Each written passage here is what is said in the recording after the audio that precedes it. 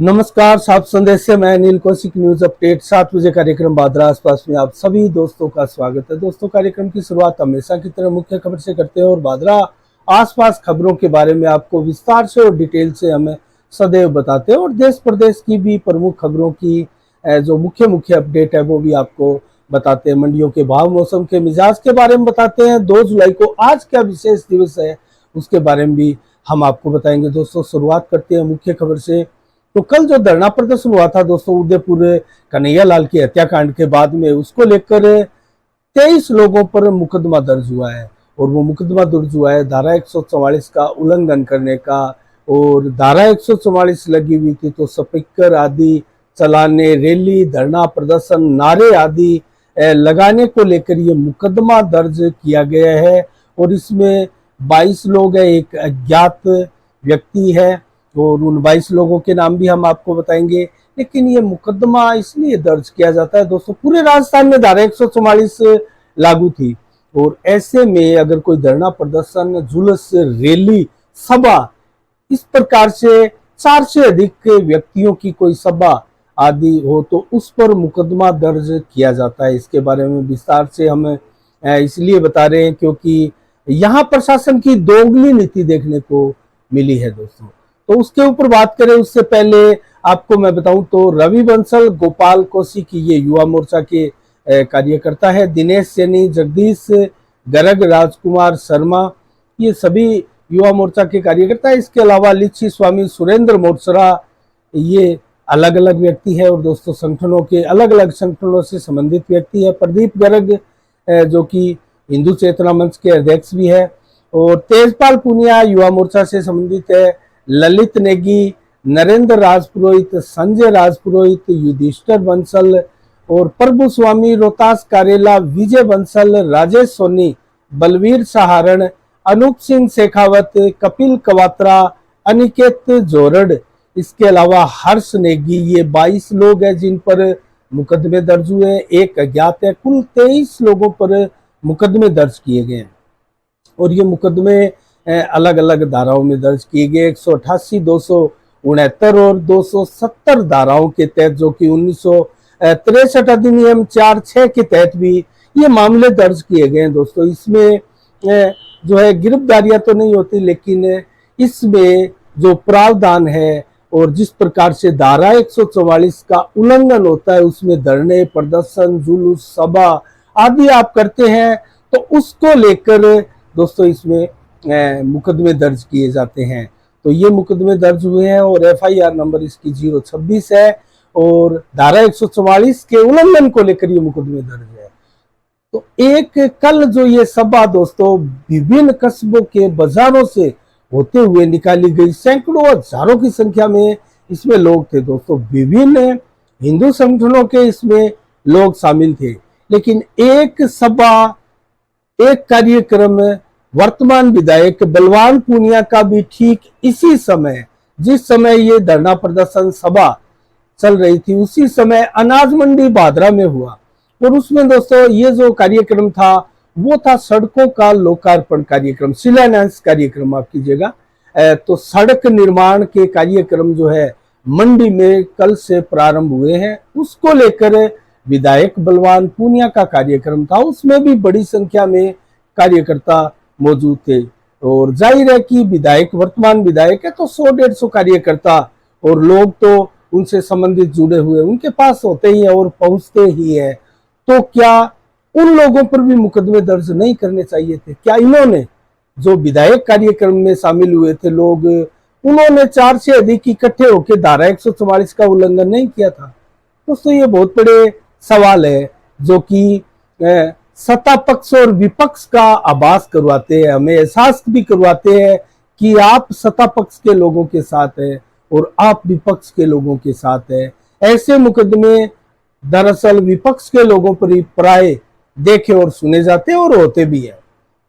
तो ये दोगली नीति पर दोस्तों फेसबुक पोस्ट से संजीव बेनीवाल ने भी सवाल उठाए और लिखा कि ये दोगली नीति क्यों? क्या अगर हम पर धारा 144 के तहत मामले दर्ज हो सकते हैं तो उन पर क्यों नहीं जो हमारे पास में ही अनाज मंडी में कार्यक्रम कर रहे थे, क्या ये और वो अलग अलग कार्यक्रम थी, अलग अलग भीड़ थी? क्या उसमें भीड़ का प्रारूप अलग हो, उनके उद्देश्य अलग हो तो उसमें छूट मिलती है? क्या इस प्रकार के कोई प्रावधान धारा 144 के तहत है?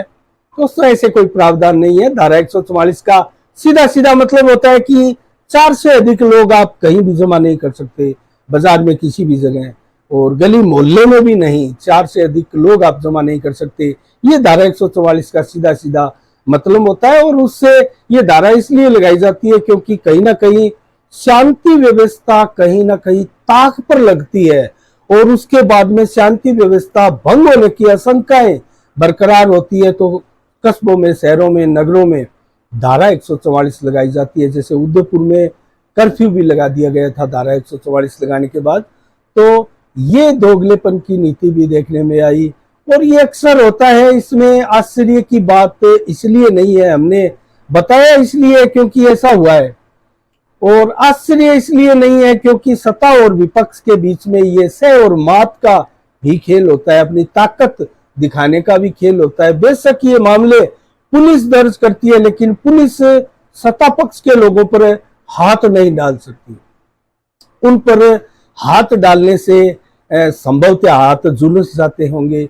और तो दोस्तों इस पर ज्यादा हम बात नहीं करेंगे, आगे खबरों की ओर रुख करते हैं, क्योंकि ये तो सत्ता और विपक्ष का खेल है, चलता रहता है। लेकिन ये सही नहीं है, सही और गलत का फैसला हम आप पर छोड़ते हैं।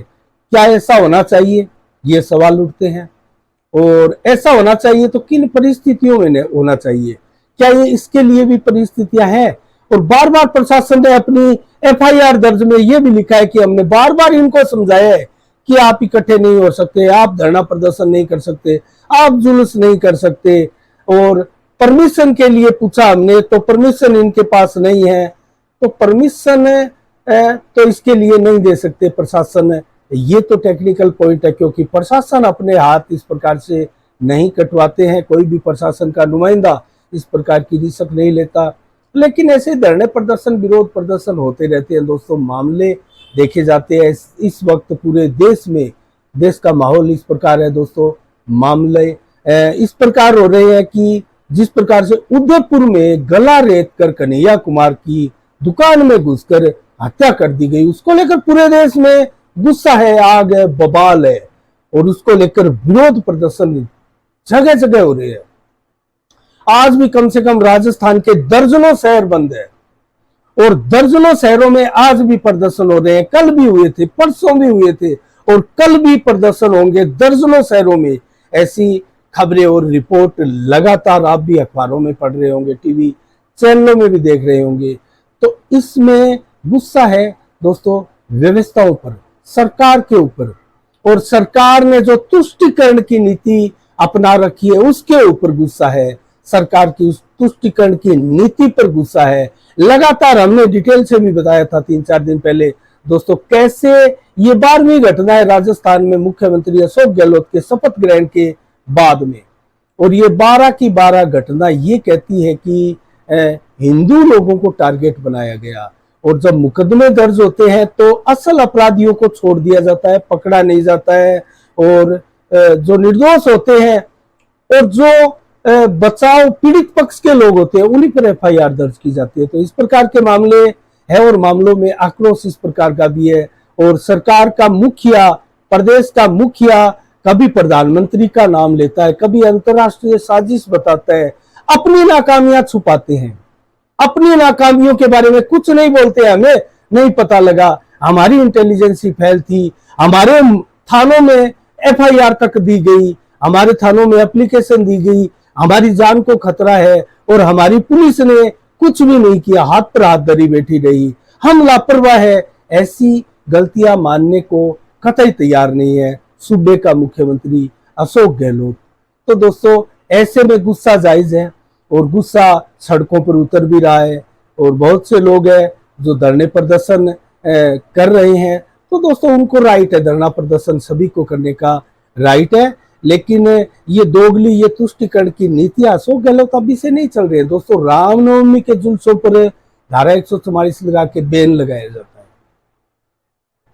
और दूसरे समुदाय के जुलूसों को इजाजत दी जाती है। ऐसा क्यों, ऐसी क्यों तुष्टिकरण की नीति आप अपनाते हो? जब सभी को समानता का अधिकार है तो समानता के हिसाब से उनको हैंडल कर सकते हैं आप। पुलिस को ऐसे निर्देश दे सकते हैं कि हमें शांति व्यवस्थाएं चाहिए, शांति अगर किसी भी वर्ग द्वारा भंग की जाती है तो उसको आप पकड़ो, वो चाहे कोई हो।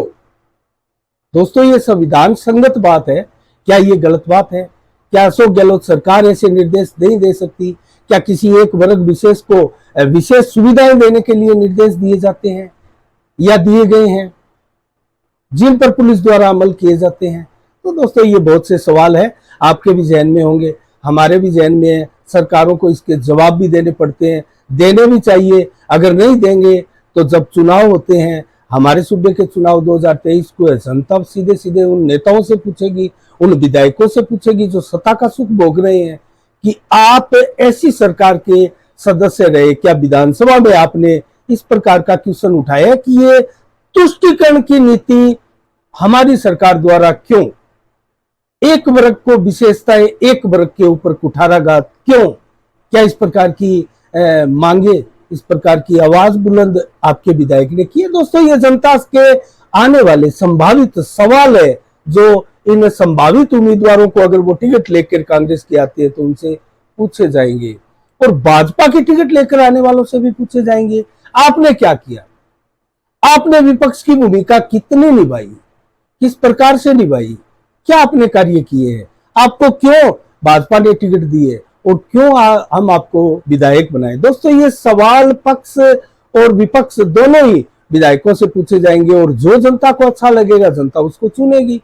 दोस्तों, ये एक लोकतंत्र की विशुद्ध परंपराएं हैं, प्रक्रियाएं हैं, और जो चुनाव आयोग के तहत चुनाव डिक्लेयर करके ये सारी प्रक्रियाएं पूरे देश में सभी राज्यों में विधिवत रूप से चुनावी कार्यक्रम के तहत लागू होती है। और दोस्तों, उसी के अनुरूप लोकतंत्र की विजय होकर एक प्रकार से सरकारों का गठन होता है। तो आगे के समाचारों में चलते हैं दोस्तों।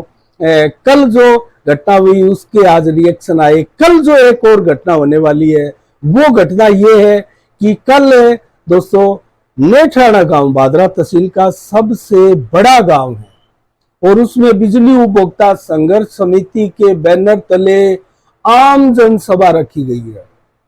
और दोस्तों, हम घटना और इसको अलग प्रकार से इसलिए ले रहे हैं क्योंकि कल ही विधायक बलवान पूनिया के भी कई निर्माण कार्यों के शिलान्यास नेठाणा में होने हैं। तो क्या कहीं कोई टकराव की स्थिति तो उत्पन्न ना हो जाए, क्योंकि बलवान पूनिया का दोस्तों जब पहले बलवान पूनिया नेठाणा गांव में गए थे तो एक वीडियो भी वायरल हुआ था और लोगों ने विरोध प्रदर्शन भी किए थे। तो इस प्रकार से बिजली उपभोक्ता संघर्ष समिति के बैनर तले नेठाणा गांव में लगातार धरने प्रदर्शन जारी है। ऐसी कोई अप्रिय वारदात ना हो दोस्तों। जनप्रतिनिधियों को, विपक्ष को, सत्ता के लोगों को हर गांव में, हर लोगों के बीच, हर बस्ती में, हर वार्ड में, हर डाणी में जाने का हक है और दोस्तों अपनी बात कहने का हक है। किसी को पसंद नहीं आए तो विरोध प्रदर्शन होते हैं, लेकिन जिस प्रकार की दोस्तों परिस्थितियां हैं, एक ही समय में जो कार्यक्रम रखे गए हैं, कहीं ऐसी आशंकाएं दोस्तों क्षेत्र में चर्चाएं भी इस कार्यक्रम को लेकर, जब से ये कार्यक्रम सोशल मीडिया में वायरल हुआ है हमने भी देखा, तब से ये कयास, ये चर्चाएं हैं कि क्या शांतिपूर्ण ढंग से दोनों ही कार्य संपन्न होंगे। दोस्तों, ये बहुत जरूरी है। और कल जो बिजली उपभोक्ता संघर्ष समिति के बैनर तले जो जनसभा, आम जनसभा नेठाणा गांव में बस स्टैंड पर होने जा रही है दोस्तों, क्या उसका लक्ष्य है, क्या उसमें मांगे हैं, किन मुद्दों को लेकर बिजली उपभोक्ता संघर्ष समिति के बैनर तले ये धरना प्रदर्शन, ये आम सभाएं रखी गई है। तो दोस्तों, जमाल और गोगामेडी के बीच में डबल रोड की मांग है, सड़क की मांग है, और इसके अलावा आबादी हिसाब से CHC सेंटर खोलने की भी मांग ग्रामीणों द्वारा की जा रही है, और वाटर वर्क्स का निर्माण कराने की भी मांग साथ में है, और अत्याधुनिक सुविधाओं से युक्त कोई खेल मैदान बनाने की भी मांग लोगों की है, और अमर सिंह ब्रांच में पूरा पानी मिले, ये भी लोगों की, ग्रामवासियों की मांग है। और बिजली बिलों की समस्याओं का तो धरना प्रदर्शन लगातार 3 साल से चल रहा है, उसकी मांगे तो बरकरार है ही, जो 5 से 10 राज्यव्यापी मांगे भी इसमें शामिल है। और दोस्तों, जो नहरों में पानी चोरी होता है, जिसके चलते टेल के आखिरी किसानों को पानी उपलब्ध नहीं होता, उनकी समस्या भी है।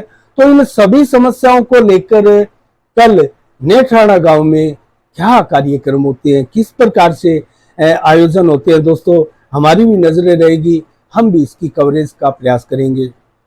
इसके अलावा दोस्तों, कल 1 जुलाई को राजकुमार नाटा द्वारा दोस्तों अपने माता पिता की याद में भाग्यश्री अनाथ आश्रम के प्यारों को घर से बना हुआ भोजन लाकर कराया गया और 1100 रुपए का आश्रम को सहयोग भी दिया गया और 600 रुपए का सहयोग जो है वाटर टैंकर पानी डलवाने के लिए दिया गया। तो अपने माता पिता की याद में राजकुमार नाटा का ये भाग्यश्री अनाथ आश्रम के प्यारों के साथ जो भोजन कराने का कार्यक्रम था, दोस्तों ऐसे कार्यक्रम यहाँ अधिकाधिक होने चाहिए, क्योंकि जब आप कोई जन्म दिवस मनाते हैं तो या तो पौधारोपण करें। दोस्तों ये क्रांति भी पिछले काफी वर्षों से हम देख रहे हैं, पिछले 5-7 वर्षों से लगातार पूरे भारत में स्वच्छता के प्रति एक अभियान चला है, एक माहौल बना है, गांव हो, ढाणी हो, शहर हो, वार्ड हो, दोस्तों सभी जगह एक माहौल बना है। और जो गंदगी की बड़ी बड़ी डेयरियां, दोस्तों बड़ी बड़ी डेयरियां, आपने अगर आप 30-40 साल के व्यक्ति है तो आपको याद होगी, जो 15-20 साल पहले बड़ी बड़ी गंदगी की डेयरियां आप अपने मोहल्ले में, गली में, कस्बे के विभिन्न चौक चौराहों पर देखते थे, वो आज कहाँ है? वो आज गायब है। और जब से प्रधानमंत्री नरेंद्र मोदी ने स्वच्छता अभियान देश में चलाया दोस्तों, तब से लेकर लगातार इस प्रकार के अभियान जो है हमारे आसपास का वातावरण शुद्ध कर रहे हैं। और पेड़ पौधे, वृक्षारोपण आदि अभियान चलाकर हम अपने जन्म दिवस या किसी प्रकार की किटी पार्टी या अन्य पार्टियों के आयोजन के समय, तो दोस्तों इससे भी पर्यावरण बहुत शुद्ध होता है और हमें शुद्ध ऑक्सीजन भी मिलती है, जो कि आपने कोरोना की दूसरी लहर के दौरान जो अंत में मौतों का सिलसिला देखा था ऑक्सीजन गैस सिलेंडरों की कालाबाजारी से और उसकी कमी के चलते, ऐसे में हम बच सकते हैं दोस्तों ज्यादा से ज्यादा पौधारोपण करके।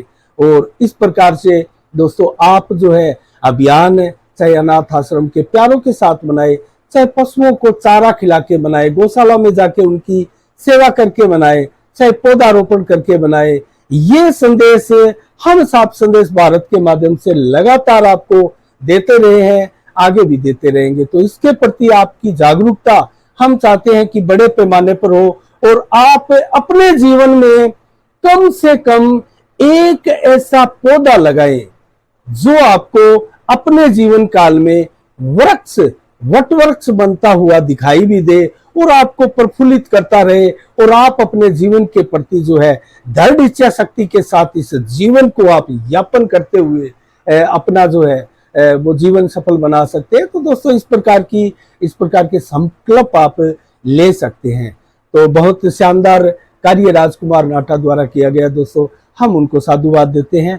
और इसके अलावा दोस्तों बात करें उदयपुर कांड की, तो उदयपुर के लगभग सभी आरोपियों को पकड़ा जा चुका है, उनको कोर्ट में दोस्तों पेश करके एनआईए को सौंप दिया गया है रिमांड के ऊपर। दोस्तों आगे क्या खुलासे होने वाले हैं इसके बारे में भी पता लगेगा। लेकिन महाराष्ट्र के अमरावती में जो 21 जून को दोस्तों एक दवा विक्रेता उमेश कोल्हे की हत्या हुई थी दोस्तों, बाइक सवारों ने उसका पीछा करते हुए, ये सीसीटीवी फुटेज भी वायरल हुआ था, उसकी हत्या की थी। सेम उदयपुर की तर्ज पे दोस्तों छुरा घोंप कर उनकी हत्या की गई थी। तो एनआईए की टीम वहां भी पहुंच चुकी है और ये जांच जो है महाराष्ट्र सरकार ने एनआईए को सौंप दी है, क्योंकि उद्धव ठाकरे की सरकार इस मामले को दबाना चाह रही थी, लेकिन वो अब नहीं दबा पाए क्योंकि शिंदे की सरकार आ चुकी है महाराष्ट्र में और शिंदे ने स्पष्ट किया है कि अब महाराष्ट्र में कोई पालघर की घटना नहीं होगी,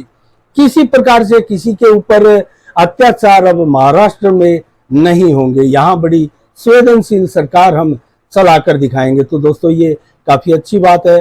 और कन्हैया कुमार के मर्डर के 4 आरोपी थे, चारों को पकड़कर एनआईए की रिमांड पर भेज दिया गया है। इसके अलावा दोस्तों कल एक न्यू वीडीएस सावरिया रिसोर्ट का भी उद्घाटन भादरा में हुआ, जो कि वीडीएस संस्थान के पीछे की साइड में न्यू वीडीएस का एक नया भवन है, उसमें ये खोला गया है, जिसका नाम है न्यू वीडीएस सावरिया रिसोर्ट, जिसका भव्य उद्घाटन दोस्तों कल किया गया। और कस्बे की अनेकों शख्सियतों ने इस कार्यक्रम में कल भाग भी लिया गया था।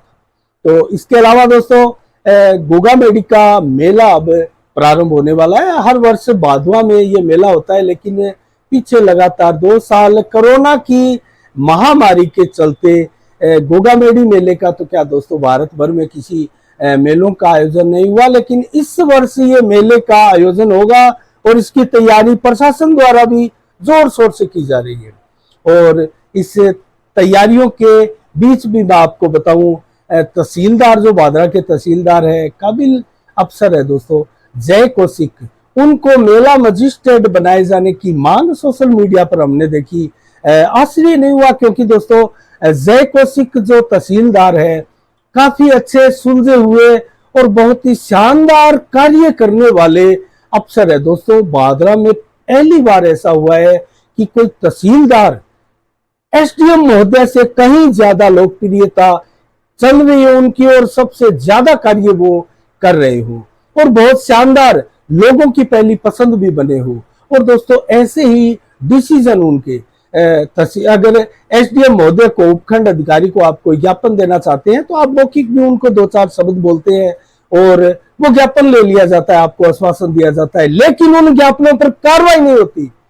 आज तक हमने नहीं देखा कि ज्ञापन को लेकर एसडीएम महोदया ने या एसडीएम कोई और भी रहा हो तो उन्होंने कोई सार्थक कार्रवाई की हो, परिणाम इसके सामने आए हो जनता के, और जनता को विश्वास हुआ हो और जनता को ऐसा लगा हो कि ये हमारे शहर का प्रशासन जो कि कितना तत्पर है, जो ज्ञापन हम देके जाते हैं उस ज्ञापन का कितना सार्थक उपयोग कार्य उस दिशा में हुआ है। लेकिन तहसीलदार ऐसा नहीं करते दोस्तों।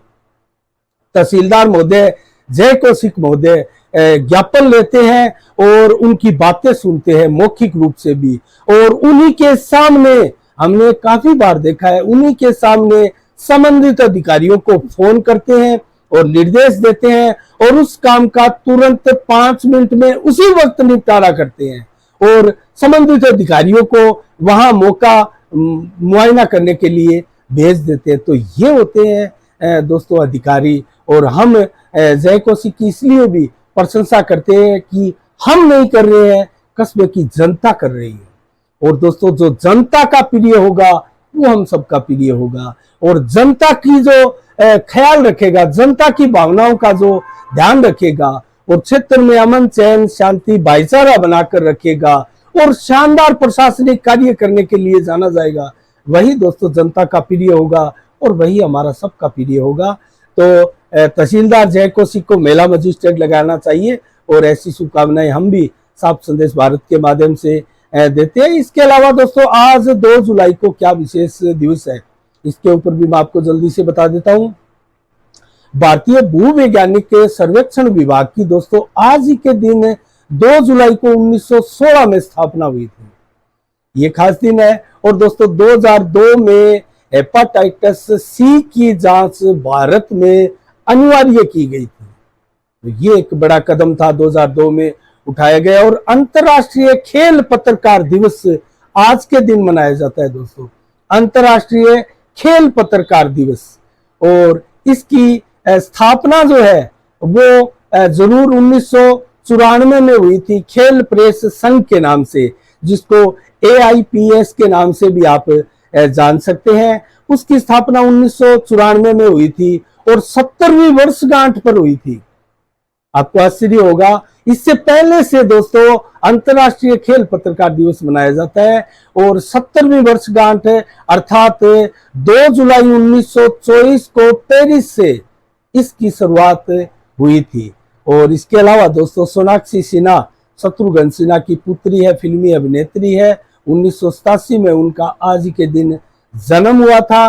और अब दोस्तों हम बात करते हैं आज के मंडियों के भाव की और मौसम के मिजाज की। तो दोस्तों मंडियों के भाव में शुरुआत करते हैं नोहर से। नोहर में आज ग्वार दोस्तों 5101 रुपए प्रति कुंटल रहा, जबकि चना रहा 4529, अरंडी के भाव 7220, सरसों के भाव 6511 रुपए प्रति कुंटल रहे।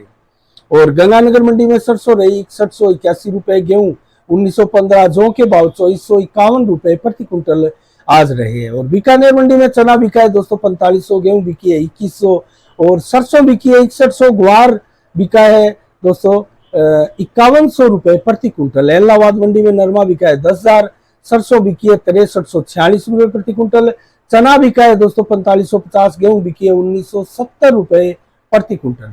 इसके अलावा आदमपुर मंडी में सरसों बिकी है 6412, नरमा बिका है 10,200 और ग्वार बिका है 5,030 रुपए प्रति कुंटल। आज की अंतिम मंडी सरसा मंडी में नरमा 10,200 रुपए प्रति कुंटल बिका है, सरसों बिकी है 6426 रुपए प्रति कुंटल और ग्वार बिका है दोस्तों 4726 रुपए प्रति कुंटल। तो ये रहे मंडियों के भाव। मौसम का मिजाज अगर आज आपको बताएं तो आज 2 जुलाई को 34 से 36 डिग्री टेम्परेचर मैक्सिमम रहा। गर्मी से निजात मिली, लेकिन हल्की बरसात के चलते उमस का वातावरण माहौल हमारे क्षेत्र में बरकरार है। अगर आप घरों में कहीं रूम में कमरों में जाते हैं तो आपको पसीने छूटते हैं, उमस आती है, लेकिन बाहर जरूर कुछ हवाओं से निजात मिलती है। और कुछ दिन ऐसे रहे, रात्रि को भी इसी प्रकार रहा दोस्तों। उमस से जो है कूलर की हवा जो है वो भी फैल हो गई थी और बहुत से लोग सो नहीं पाते हैं ढंग से। इस प्रकार से उमस का जो वातावरण क्षेत्र में बना हो, क्योंकि मानसून अब राजस्थान में आ चला है और 11 से 14 किलोमीटर की रफ्तार से दिन भर हवा भी चली थी और 70 से 80% बादल दिन भर छाए रहे थे दोस्तों। हल्की फुल्की बरसात कहीं हुई होगी, लेकिन कस्बा में नहीं हुई। रात्रि को जरूर ये हल्की बरसात होने की 0.1 mm मात्र है बरसात की आशंकाएं हैं। 11 से 14 किलोमीटर की रफ्तार से बादल छाए, वो हवा चलेगी, लेकिन 100% बादल रात्रि को भी छाए रहेंगे। 3 जुलाई को कल कैसा रहने वाला है मौसम का मिजाज? 30 से 33 डिग्री टेम्परेचर दिन में रहेगा, जबकि दोपहर में 34 से 36, अर्थात आज जितना टेम्परेचर गर्मी आपको दिखाई दी उतनी आपको कल भी दिखाई और महसूस होगी। 33 से 35 डिग्री कल देर शाम को रहेगा। 100% बादल दिन भर छाए रहेंगे और रात्रि को भी 100% बादल छाए रहेंगे, लेकिन अलग अलग समय में बरसात की चेतावनी मौसम विभाग द्वारा दी गई है।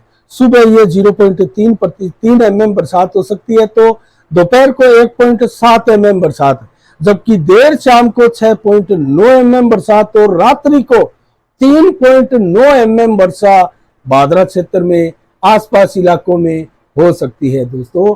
और बूंदाबांदी अवश्य आपके आसपास और आपके गांव ढाणी में जरूर होगी। इसकी मौसम विभाग द्वारा चेतावनी दी हुई है। तो रात्रि को 31 से 32 डिग्री टेम्परेचर रहेगा। तो ये रहा दोस्तों मौसम का मिजाज।